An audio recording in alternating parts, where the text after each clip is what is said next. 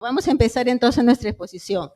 Y nuestra exposición vamos a hacer algunas referencias a algunas investigaciones que se han hecho recientemente. No las hemos hecho nosotros, pero las estamos tratando justamente de difundir y que los resultados sean conocidos lo más ampliamente posible.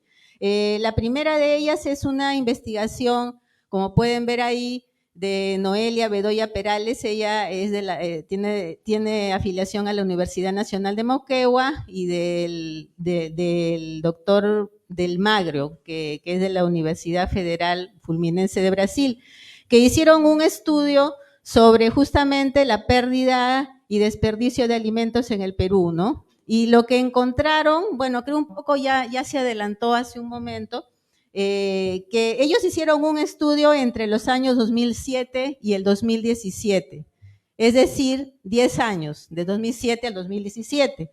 Y lo que encontraron es que si en el año 2007 se habían perdido, desperdiciado 10,7 millones de toneladas, al año 2017, es decir, 10 años después, pues había crecido 50% más aproximadamente. Ya eran más de 14 millones de toneladas lo que se estaba perdiendo y desperdiciando, ¿no? Y bueno, ese es un síntoma de cómo el sistema nos lleva a desperdiciar cada vez más, ¿no? Y seguramente si tuviéramos las cifras actualizadas al año 2022, esas cantidades habrían aumentado aún más.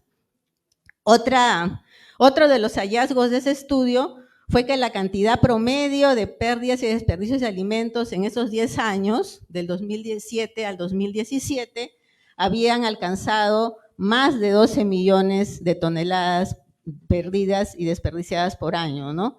Y esa cantidad, los 12 millones y pico de toneladas perdidas y desperdiciadas, representaban casi 48% del valor de la oferta alimentaria nacional, ¿no? Es decir, llegaba pues a esta cantidad de 26.755.000 toneladas. Siguiente, por favor. Y aquí tenemos tener en cuenta, y que también provienen de este estudio, ¿no?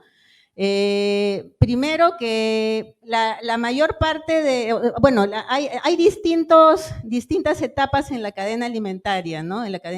Una es la producción agrícola, es decir, la agricultura y la ganadería propiamente dichas. Después está todo lo que es la post cosecha y el almacenamiento de cosecha. Viene lo que es el procesamiento y empaque, la distribución de los alimentos y finalmente, pues su consumo. En cada una de estas etapas, la pérdida se produce en la primera etapa más que nada, alcanzaba al nivel de producción agrícola, alcanzaba la pérdida más o menos 25%. A nivel de la post cosecha y el almacenamiento, la pérdida estaba aproximadamente en 18%. Ya viendo el procesamiento y el empaque, bueno, sobre todo en el caso de los supermercados, en fin, ya estaba alrededor del 28%. En lo que era la distribución, 13% aproximadamente, y propiamente en lo que es el consumo, cuando ya está pues en los domicilios de las personas, se perdía casi 16% de alimentos, ¿no? Siguiente, por favor. Y también hay una cifra interesante en este estudio sobre el tipo de alimentos que se pierde y más o menos la cantidad y el porcentaje que representa en esos grupos de alimentos. Como también se mencionó anteriormente, aquí vemos que el grupo de frutas y verduras aquí es el que más perdió, ¿no? 44%, seguido por lo que es raíces y tuberosas, que se perdían 22% aproximadamente. Posteriormente venía el grupo de cereales, el grupo de peces de pescado y mariscos, y bueno, finalmente los grupos de lácteos, carnes y legumbres, ¿no? Entonces es más o menos el perfil de qué tipo de alimentos se están perdiendo. Como podemos ver, efectivamente, pues las frutas y verduras que son las más perecibles son las que se estaban perdiendo más. Adelante, por favor. Y eso es un estudio general, hecho con información de FAO para todo el país. Pero ahora vamos a ver un caso un poco más cercano a nosotros, que es el caso de la recolección de recuperación de alimentos en el gran mercado mayorista de Lima, ¿no? A través del Banco de Alimentos, que hay algunos representantes acá también. Bueno, es un análisis, un testimonio de la investigación agraria, que es una de las publicaciones que tenemos en CEPES. Entonces, ella hizo un análisis a partir de su propia experiencia, creo, en la recolección de alimentos en el mercado mayorista, y lo que encontró es, primero, que claro, ya sabemos, acá no vamos a repetir, pues, que el VAP se dedica a recolección, acopio, selección de productos para entregarlos a organizaciones sociales, beneficiarias. Pero sí algo que ella destaca y que es importante es que ella encuentra que a inicios de la pandemia el Banco de Alimentos rescataba entre 8 y 10 toneladas diarias en el gran mercado de Lima.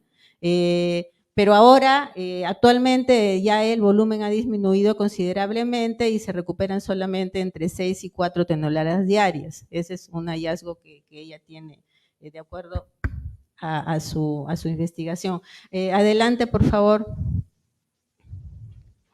Y algunos otros hallazgos que creo que son importantes es que los restos del proceso de selección, así como los productos descartados, claro, son colocados en tachos y este volumen constituye la merma, ¿no? Que se registra como pérdida y es desechada en la basura. Ella señala que los recolectores del Banco de Alimentos no se dan abastos para que la recuperación de alimentos sea total, porque no se dispone de suficiente fuerza de trabajo que permita llevar a cabo las rondas necesarias y recorrer el mercado en su totalidad, ¿no? Y es frecuente además que los comerciales digan que desechan productos porque no fueron a recogerlos a tiempo, es decir, hay un nivel de pérdida a pesar de todos los esfuerzos que se hacen. Siguiente, por favor. Y eso nos va a llevar a nuestro siguiente tema, que es que según encuentra Gabriela, no hay todavía un proceso posterior de compostaje o de transformación para la basura, ¿no? Y que sí sería pertinente pensar en un sistema de este tipo de tratamiento de residuos orgánicos en el mercado. ¿Y esto por qué? Porque, claro, toda esta actividad de recolección y disminuir pérdidas y desperdicios es congruente con el enfoque de economía circular. Es decir, tratar pues de que los residuos de una actividad puedan ser utilizados con la otra y que haya el menor desperdicio posible.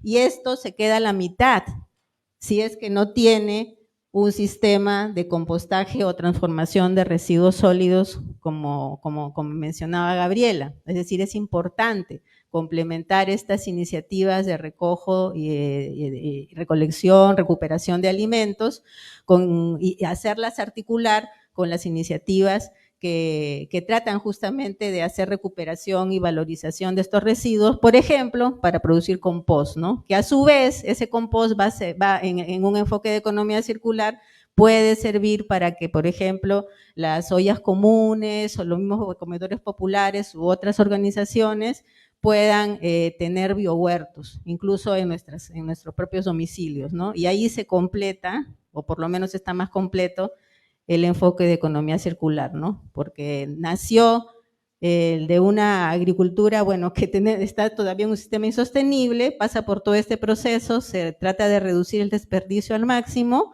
y después lo de que de todas maneras se tiene que desechar pasa a ser insumo, o sea, convertido en compost para ser insumo para una agroecología que permita justamente mejorar las oportunidades de tener alimentos más saludables para las ollas comunes, comedores populares y para nosotros mismos. Es decir, allí completando todo este proceso con iniciativas de compostaje, pues se completa el círculo, ¿no? Y eso es algo que consideramos bien importante. Y esto se da, bueno, en el campo ya lo vienen haciendo hace mucho tiempo los agricultores, no todos, pero hay algunos que todavía están convencidos de que deben cultivar con métodos naturales, con composta, en fin.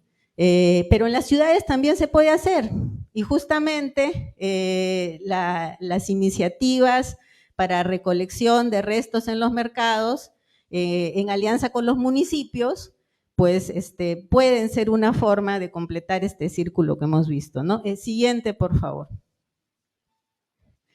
¿Y por qué?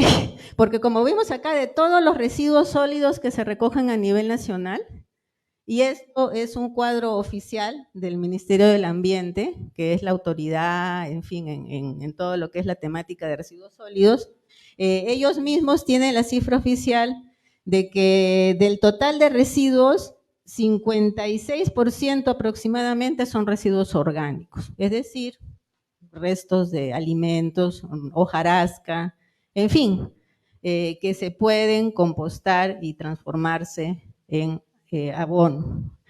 Y bueno, después están en menor medida los que no son aprovechables, que son 14%, y bueno, se desechan, desechos peligrosos, que son 9.5%, de todas maneras es muy preocupante esa cantidad, y los inorgánicos, que son aproximadamente el 21%, ¿no? Pero nosotros nos estamos centrando acá en este 56% casi de residuos orgánicos, parte de los cuales sale de las iniciativas de recuperación de residuos en las que los aquí presentes están involucrados. Adelante, por favor. Y bueno, y hablando del tema del cambio climático, que la próxima semana creo que se inicia la COP en Egipto, bueno, las negociaciones internacionales que están tratando de enfrentar entre todos los países el problema del cambio climático. Lo que es justamente la valorización de residuos sólidos orgánicos, es decir, el compostaje, es una de las medidas de mitigación que el Perú está considerando para enfrentar cambio climático. Está en el sector residuos sólidos y, bueno, como dice en esta lámina, que otra vez es información oficial del Ministerio del Ambiente, si los residuos sólidos orgánicos se destinaran a plantas de compostaje para la producción de compost y no fueran a parar a rellenos sanitarios donde terminan emitiendo metano y otros gases de efecto invernadero que agravan el problema. Bueno, si se hace el compost, se pueden reducir considerablemente las emisiones de gases de efecto invernadero, ¿no? Y aquí dice, por cada tonelada de compost que se produce, y se valoriza en plantas de compostaje, se logra reducir 180 kilos de carbono equivalente, ¿no? Que es en la forma en que se mide los gases de efecto invernadero, que son los que contribuyen al cambio climático. Adelante, por favor. Y bueno, y desde el gobierno en realidad sí hay incentivos para que los municipios puedan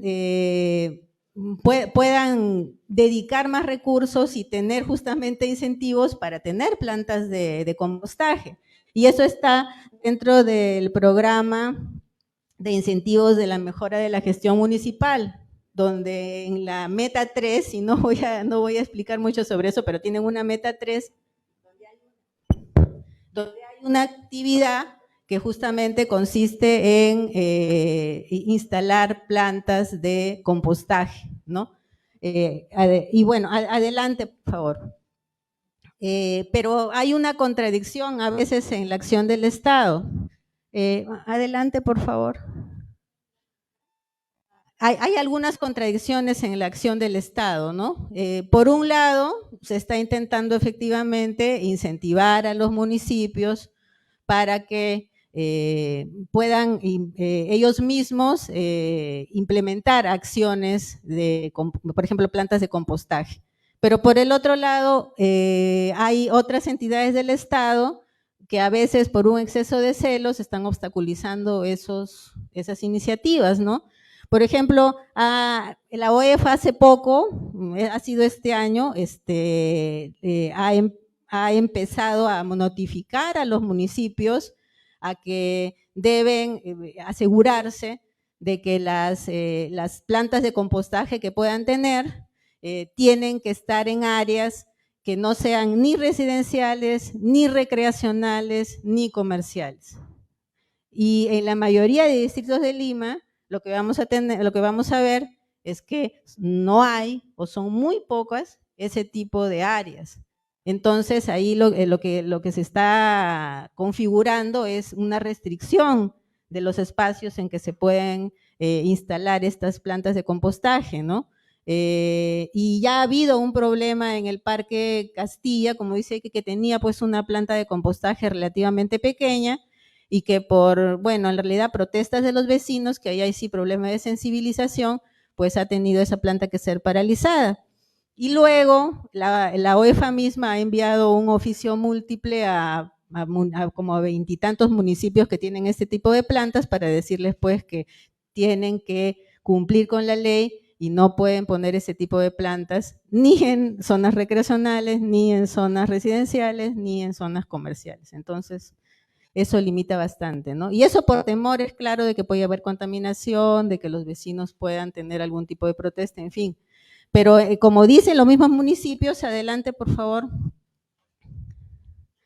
Adelante, eso es lo que acabamos de explicar. Como dice el Colegio de Ingenieros, adelante, por favor, vamos a ir adelantando. Como dice el Colegio de Ingenieros, o sea, hasta ahora las plantas de reciclaje que han estado funcionando sí han estado cumpliendo con las normas sanitarias y no han habido quejas después de que hayan habido algún tipo de contaminación, pero aún así hay este problema de que posiblemente, como dice aquí, y este es un informe del Colegio de Ingenieros, iniciativas de valorización de residuos orgánicos pueden afectarse, pudiendo incluso verse forzadas a detenerse, ¿no? Adelante, por favor. Y lo que ellos recomiendan, que es un informe técnico del Colegio de Ingenieros, es que haya algún tipo de cambios normativos, cambios en la legislación para compatibilizar la implementación de estas instalaciones, plantas de compostaje, para que también puedan estar por ejemplo, en parques, claro, con todas las garantías de que no vaya a haber contaminación, o en colegios, o en espacios en general más pequeños, ¿no? Y esto es para implementar un enfoque descentralizado de este tipo de iniciativas, ¿no? Porque no solamente se trata de propiamente producir el compost, sino también de tratar de involucrar a la población para que justamente, por ejemplo, ellos mismos tengan iniciativas de compostaje o se involucren, por ejemplo, en la implementación de biohuertos comunitarios y también en sus domicilios. Adelante, por favor. Y bueno, esto estamos viendo ahí la Convención Ambiental Metropolitana de Lima también se ha manifestado al respecto y bueno, está pidiendo aclaración sobre esto porque efectivamente pueden haber problemas con esto. Adelante, adelante. Y bueno, y viendo el problema social, que es parte del problema, hay vecinos, claro, que ven que pueden haber problemas, por ejemplo, y con este tipo de actividades se está eliminando una década de proceso de concientización de los comerciantes del giro de verduras de 11 mercados del INSE, este es el caso del INSE, que separaban y entregaban restos de pan, cáscaras, ramas, ¿no? Pero ahora esas iniciativas se detienen. Adelante, por favor. Y hay otros grupos en que esto se cierra, o sea, hay que hacer mayor sensibilización. Adelante. Y lo que nosotros creemos que debería hacerse es descentralizar este tipo de iniciativas y impulsar iniciativas de compostaje comunitario en articulación justamente con organizaciones como las ollas comunes, con los comedores populares y otros que pueden hacer biohuertos y usar el compost que se está produciendo. Adelante, por favor. Y esto, como dice acá, ayuda al enfoque de economía circular, ahorra a los municipios además en la compra de abonos y ayuda a combatir la seguridad alimentaria, ¿no? Adelante. Y hay experiencias que se han hecho en otras ciudades que no han tenido ningún problema. Acá hay 3 casos, uno en el País Vasco, en España, otro en Sydney, en Australia, y en Nueva York, donde hacen este tipo de iniciativas y no hay problemas.